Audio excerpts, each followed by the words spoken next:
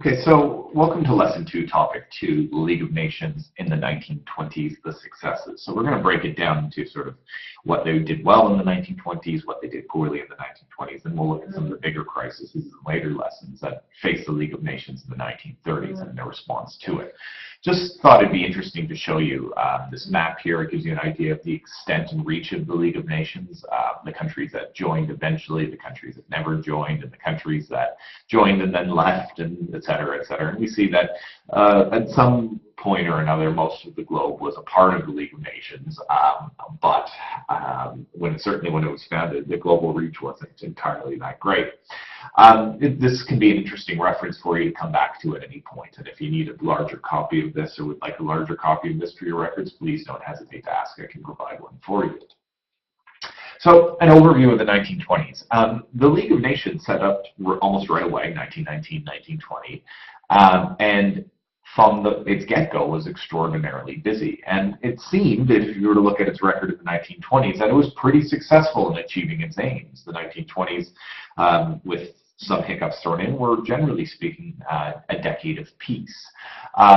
Additionally, beyond that, most of the agencies that worked for the League of Nations did incredibly useful things. The former enemies, Germany, Austria, Hungary, all become members by 1926. So we see that, generally speaking, to use the word generally a lot, that the things that the League of Nations set out to do seemed to be happening, and it seemed to be making very positive progress towards the main aims envisioned by Woodrow Wilson when he dreamt it up as part of his 14 points. However, though they were pretty successful in a large number of cases, most of the issues and successes they had were on relatively small issues. When it came to larger issues, the League of Nations was a bit problematic or had some difficulties. It also needs to be remembered that the League of Nations is made up of countries that are exhausted by the First World War, and their energies are elsewhere. Empire, domestic matters in France, for instance. And this perhaps why, the League of Nations explains why anyway, the League of Nations is more successful with the smaller issues rather than the larger ones. However, judging the League of Nations as a success or a failure in the 1920s requires a consideration of these factors, size, and also a lack of willingness to intervene. And we've got to sort of, when we're eventually, over the next couple lessons, make a decision whether it was a success during this period, we have to consider these issues. So let's talk about the successes. And as I say, most of the successes were relatively minor. There's an issue over something known as the Åland Islands. The Åland Islands are a group of islands off the coast of Sweden, and there are rival claims to these Baltic Sea islands by the neighboring countries of Sweden and Finland. Most of the islanders, when polled by the League of Nations, said that they wanted to be part of Sweden. But when the League investigated matters, they ruled that historically and legitimately, based on historic claims, the islands actually belonged to Finland. So the islands themselves are transferred as part of an agreement with the League of Nations to the Finnish countries. However, the people of this island are given safeguards that they won't be mistreated by the Finns. And Sweden, of course, accepts this judgment. So in this respect, the League of Nations had some success. In 1921, the region of Upper Silesia, this is part of what was then eastern section of Germany, or East Prussia, which had been ceded to Poland, or was about to be ceded to Poland in 1921, came up. It was an incredibly valuable industrial area on the German-Polish border. This area was granted to Poland in the Treaty of Versailles, but the Germans protested, if you recall, and one of their only successes in getting the terms of the Treaty of Versailles reduced before it was actually published was the fact that the peacemakers agreed that a plebiscite, a referendum of sorts, would be held where people would get to vote on the option to stay part of the newly formed country of Poland or to return to Germany. And in this case, the people voted to remain German. though interestingly enough, the division of the vote was very much different urban to rural. In urban areas, they overwhelmingly voted in favor of German, and in the rural areas, they were in favor of staying in Poland. This led to actually pretty interesting tensions, riots and protests, and the League actually ends up coming in to try and calm the situation, which is seemingly get it out of hand, and actually partitions Silesia. Part of the rural areas are given to Poland, Upper Silesia, that is, and Western Upper Silesia, where the richer industrial areas were, and the people who wanted to remain part of Germany go back to being German. And the decision for Upper Silesia seemed to satisfy both parties, and it was a success in the League of Nations of resolving the issue without civil war, violence, annexation, whatever it happens to be. Another one had to do with the Turkish, Kurdish-populated province of Mosul, which was then in the British-mandated area of Iraq. You will recall that Iraq, in that area, which was part of the former Ottoman Empire, was given to the British as a mandate governed by the League of Nations in the Treaty of Sevres. And this area remains, even after the renegotiation of that treaty, part of a British mandate. The Turkish claimed that they should own the Kurdish-populated province of Iraq. The League investigated, and they award the British continued control over Mosul. And Turkey in 1924 accepts the judgment, even though it seemed like the League was simply pandering to British imperialism. Nevertheless, they were able to resolve a growing dispute between the Brits and the Turks, and Mosul remained part of the British mandate. Mosul, of course, right now is a highly contested area in the Middle East, and has been such since the fall of the Saddam Hussein regime after the American invasion of 2003. Bulgaria, 1925. The Bulgarians get themselves embroiled in a border dispute with the Greeks. You'll recall, perhaps, when we looked at some of the treaties that broke up that ended the First World War, that the Bulgarians were unhappy that whole little bits of area were carved off Bulgaria and given to the Greeks and the Italians and so on and so forth. Along one of these areas erupts a border dispute, and Bulgarian sort of revolutionaries or sort of independentists shoot and kill a Greek border guard. And they do so right on the shared border. Now, there was a heated disagreement, rifle fire was exchanged, but nevertheless, a Greek dies. And Greece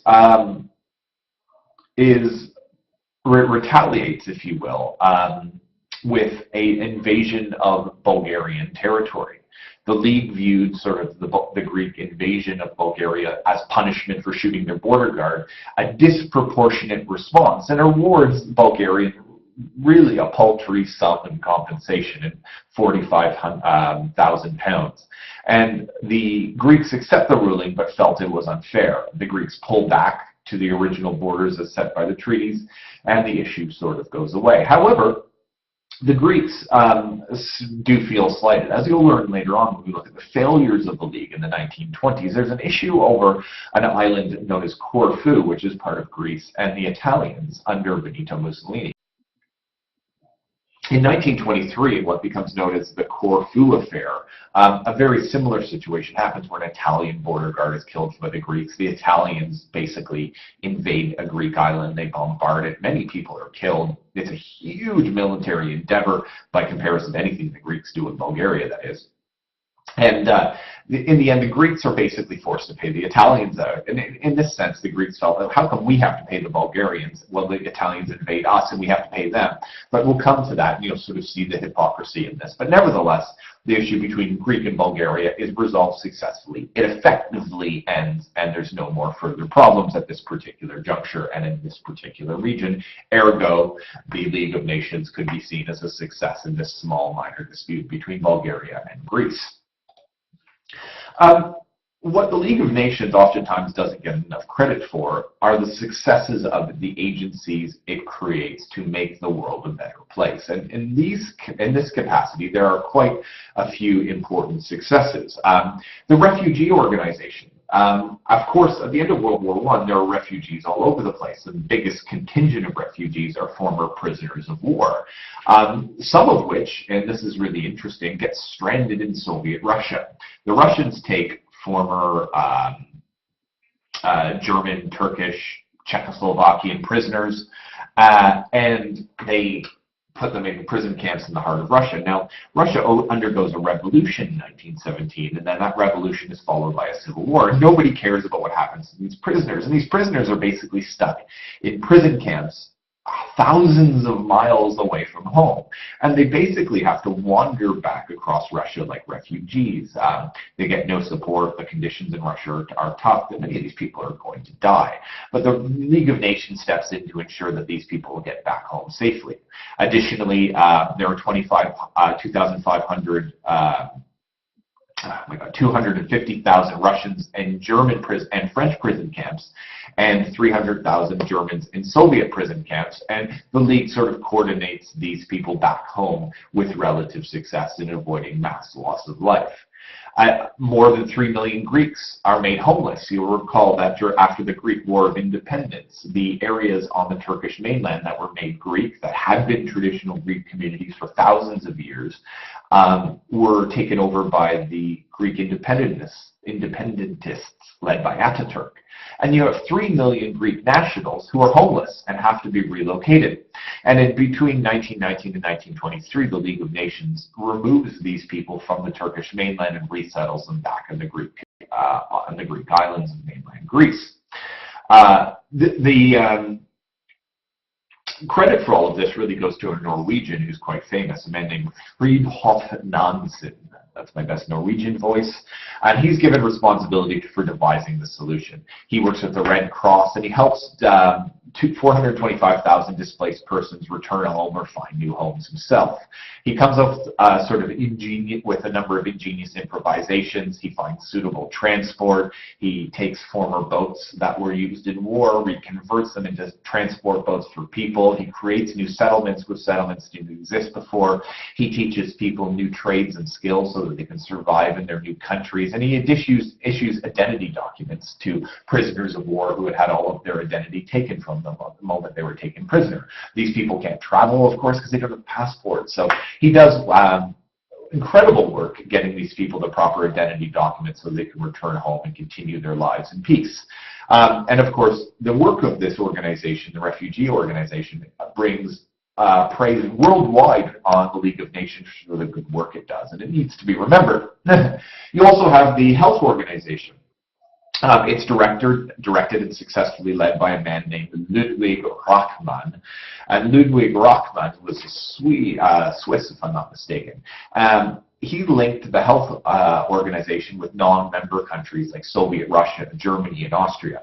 And he provided public health and assistance to countries that were struggling to rebuild due to either the weight of reparations or the destruction of the First World War. He helps the Soviets, for instance, defeat a plague that was taking place in Siberia. They reduced worldwide incidence of leprosy, a horrible flesh-eating disease, and they began an international campaign to exterminate mosquitoes, the carriers of malaria and other airborne, mosquito-borne diseases like yellow fever. Research institutes are set up. They develop vaccines for diphtheria, tetanus, and tuberculosis, which we are all vaccinated for today. And we have the League of Nations to thank for the fact that we're not dying of diphtheria or suffering from tuberculosis. But after the League disappeared, the success of this agency is so profound that it became part of what we now know as the World Health Organization. So in many ways, the World Health Organization's original was the League of Nations Health Organization, and just one merged into the other when the United Nations Organization takes over and starts its work in the immediate aftermath of the Second World War. So the World Health Organization, which many of you may have heard of, if you travel to far-reaching corners of the globe, you'll see lots of action of the World Health Organizations, particularly in poor countries. They do phenomenal work, and for this we have the League to thank.